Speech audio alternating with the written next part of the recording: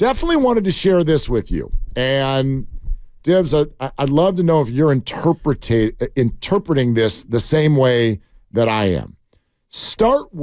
Go back to the Sacramento series. And Joanthan Kuminga is sitting, and there's a story in the Chronicle about him not handling that well and kind of moping on the bench and in the clubhouse and all of that, the locker room. All right, so start there. Then go to earlier this week, Draymond and Clay get thrown out of a game in which Steph is already not playing, and Joanthan Kuminga is only able to amass 16 minutes.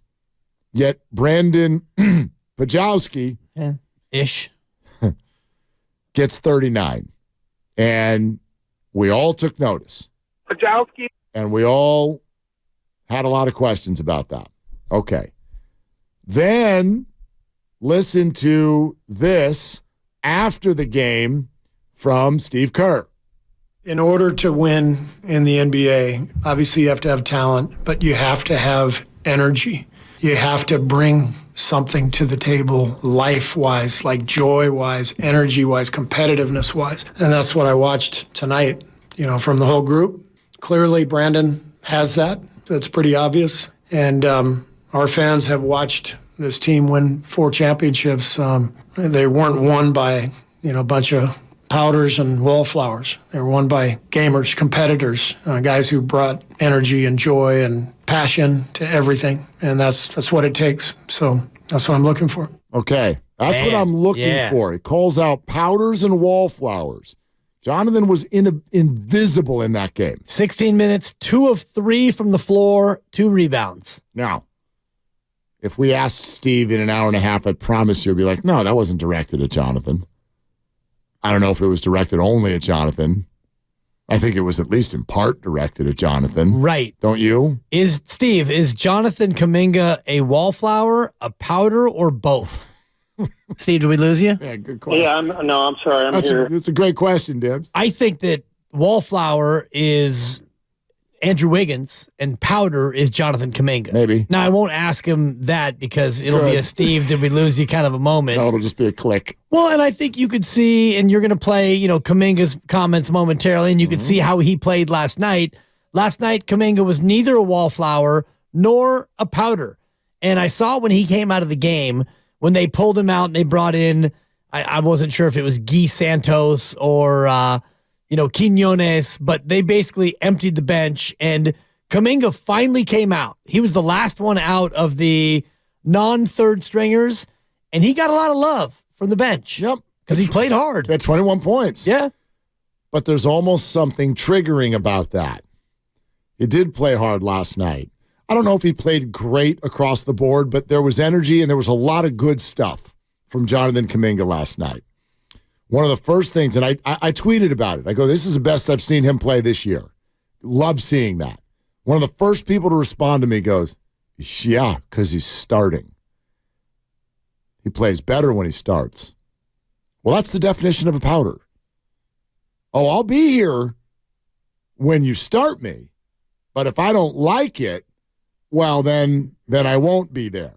So even when he does something very well, like I would argue last night was a pretty positive game for Joanthan Kuminga, there's a question to be asked about, well, why did you suddenly, right? Why are you so locked in on this one? Yeah. Is it because you're playing a role that you're happier with? So then Kuminga takes the podium after the game last night. And take a listen to this, talking about how certain people had to sit down and have a little talk with him. I had a couple talks with certain people just to keep me in check, keep motivating me. And I felt like we was down with a couple people, and it's something really needed, just to go out there and give it all you got.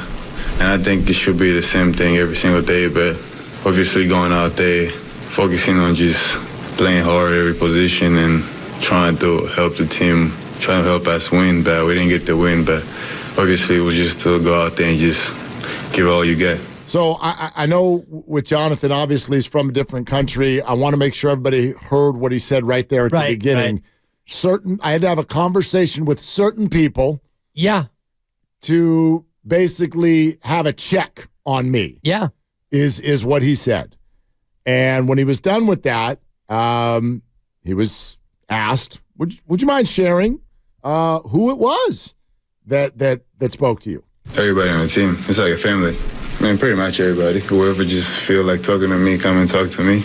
It don't matter. There is not any specific person who I'll say can talk to me, but pretty much everybody. Just talking to everybody on the team is not just me. Just keep our spirits up because, when you lose in a row, everybody's spirits kind of go down, but that wasn't the case. It's just, I know everybody in a good spirit, but you need just people to come and talk to you so you could keep the same spirit and just go out there and just perform. Okay, so for me, none of this leads to any criticism about Joanthan Kuminga's game last night. I more look at this as a window into something that has been a part of Joanthan Kuminga's career. Forget last night, forget any specific game at all. When I hear this tells me that the Warriors have been bothered a time or two with Joanthan Kuminga's effort. And as a fan, that bothers me. That tells me something. It explains why, for example, when people go, damn it, Steve. Right. Why won't you play the young guys? That's right. He hates them. That's why, Mark. Would anybody like to go, oh, that's why? Because people are having to, and I don't want to hear, but he's 20, he's 21. 21. I want to hear it. I don't want to hear it. Does he need to develop? Sure. Should he be given that avenue? Of course. This is nothing against anything with Kuminga's abilities. I will forever be perturbed if I hear about a professional athlete having to be talked to by his teammates and his coaches to start trying harder, getting engaged, not pouting. Yeah. I'm sorry. That's going to get me going every time. So I liked what I saw from Joanthan last night. That's great, but I find it very interesting where this conversation has gone in the last 48 hours because I do think it's a window into what's been happening for the last 2 years. Right. And I do think that part of it is because he is young. He's only 21, and you can dismiss that as part of it if you want. And I think in terms of Joanthan Kuminga and his life and his development as a basketball player, he's still very young. This is not a guy who made his way through the American AAU circuit. He didn't play 3 years of college. You look at TJD, for example, son of an NBA player, 5 years of college. He comes out as a rookie knowing far more about the NBA life and what it takes than Joanthan Kuminga possibly could know. And Brendan Podziemski, or however you want to pronounce it, I think is the same. He played at Illinois, and he won a Big Ten championship there, and he went to Santa Clara, and he starred, and now he's a rookie. He's been through a lot more basketball-wise than Joanthan Kuminga.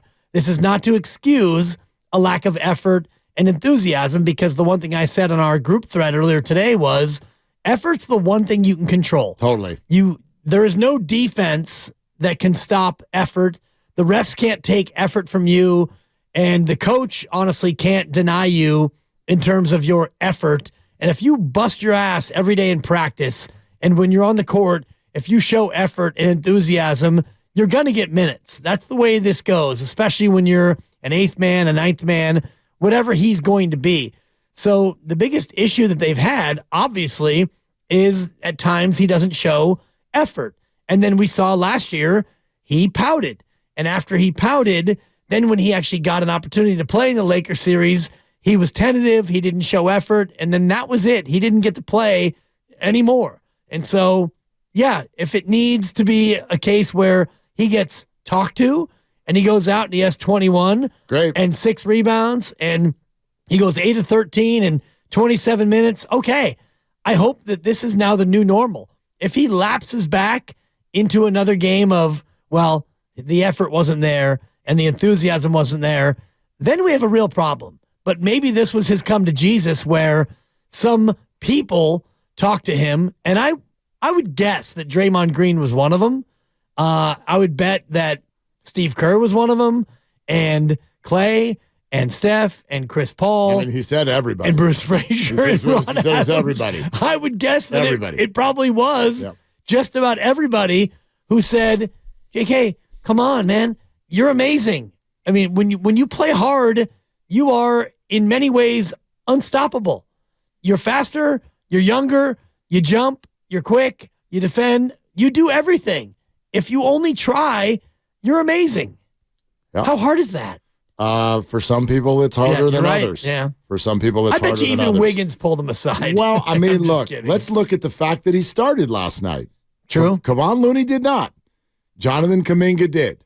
And I do think that this is one of those moments. And you know, in the arc of whenever you're trying to get somebody to do something that they're struggling to do, whether this is in parenting or coaching or whatever, you always sort of, the pendulum swings in two directions. Like in the Sacramento series, he got punished. Okay? In the playoffs last year, he got punished. So that's one way to handle it. Oh, you're not going to try? Then you're going to sit. And then there'll be these conversations. Okay, no. I'm right, coach. I'm going to do it. I got it. And the coach will go, okay, now we're actually going to give you even more than you may deserve. Like, I'm going to show my belief in you. Don't make me look the fool for doing this, okay? So how do you motivate sometimes? You motivate by giving somebody exactly what they do want so that you can see what they do with it. So last night was very positive for Kuminga because they gave him what he wanted. Okay, bud, you're starting. Get out there and let's see it for 27 minutes. And I think largely you did. His game is still raw, but you can't ask for a whole lot more. I know his three-point shot is still a work in progress, but the guy goes 8 of 13. He does grab 6 rebounds, and, he had 4 turnovers, but whatever. Had 21 points. The energy, the activity is where you would want it to be. And then he's right there on the podium after the game. He brings it up. Yeah, but he's been talking to me about, like my effort, my energy, my enthusiasm. Okay. Now, these other guys are coming back at some point. So the next time I really want to focus in on Kuminga is when he's not starting.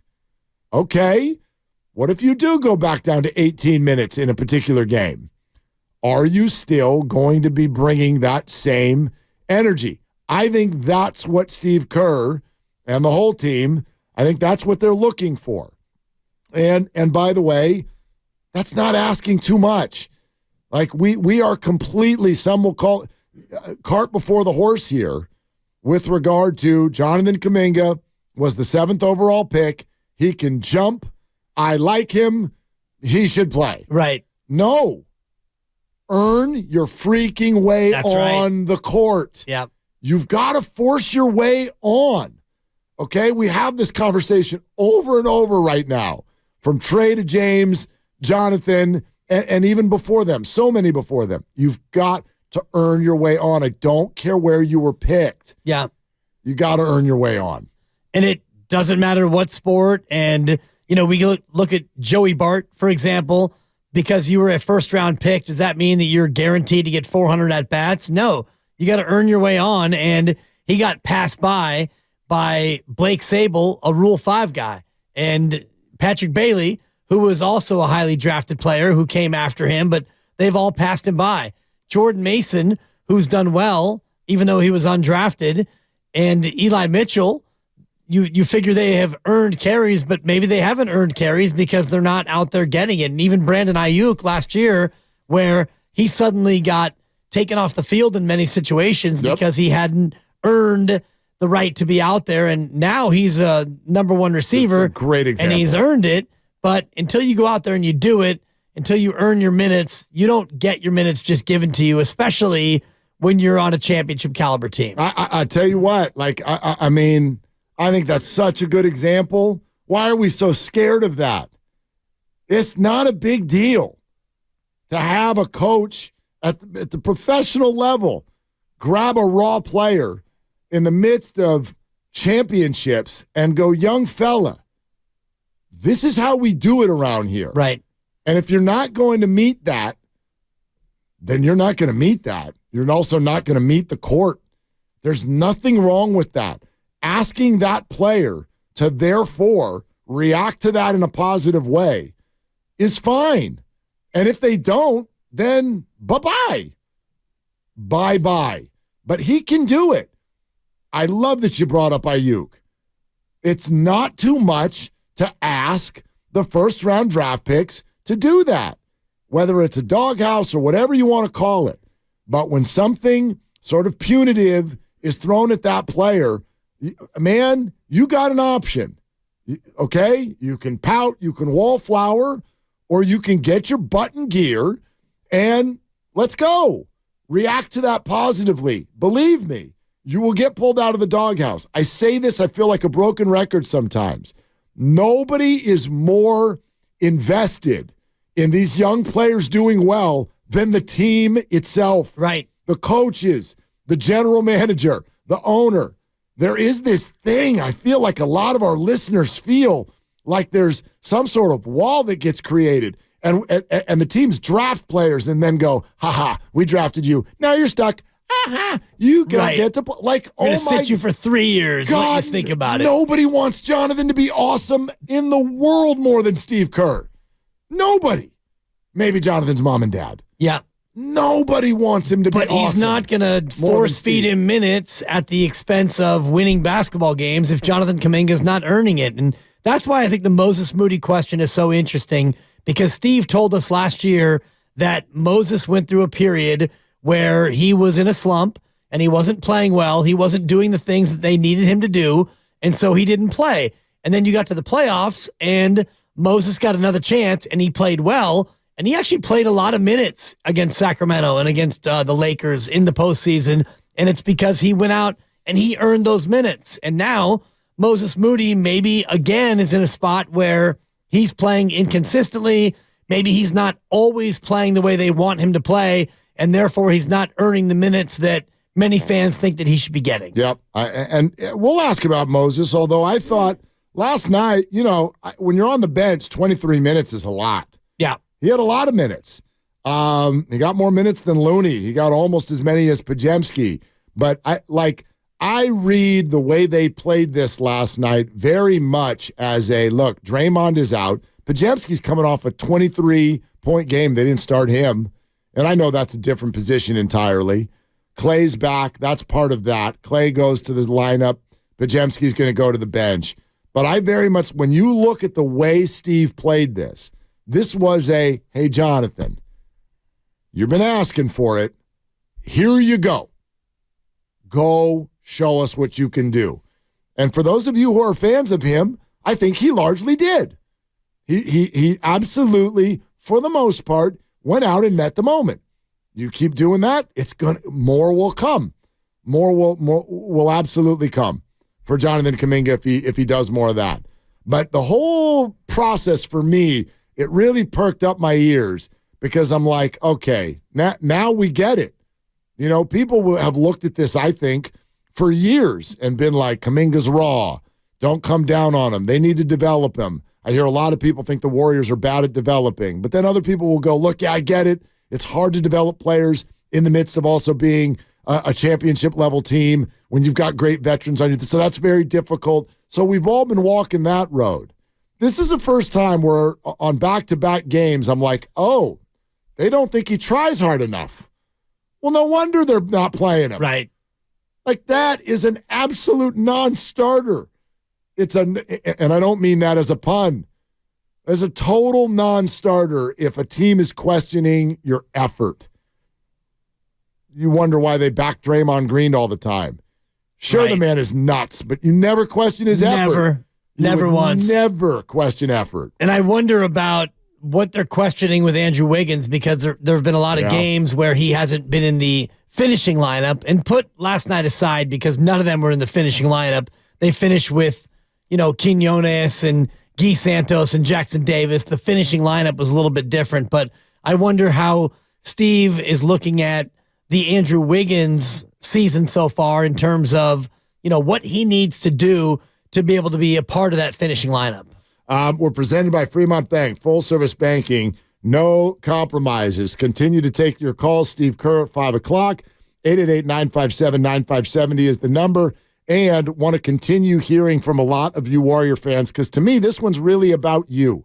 It's largely about you in terms of the emotions you're feeling right now about Klay Thompson. This is not to jump on the fact that he was 1 for 10 last night. But when I am here on a daily basis, when we listen to your calls, we check social media, we see the comments on all of our platforms, I feel like there is a building resentment of Klay Thompson and the way that he's going about trying to shoot his way out of a slump, or if you even still believe that it's a slump.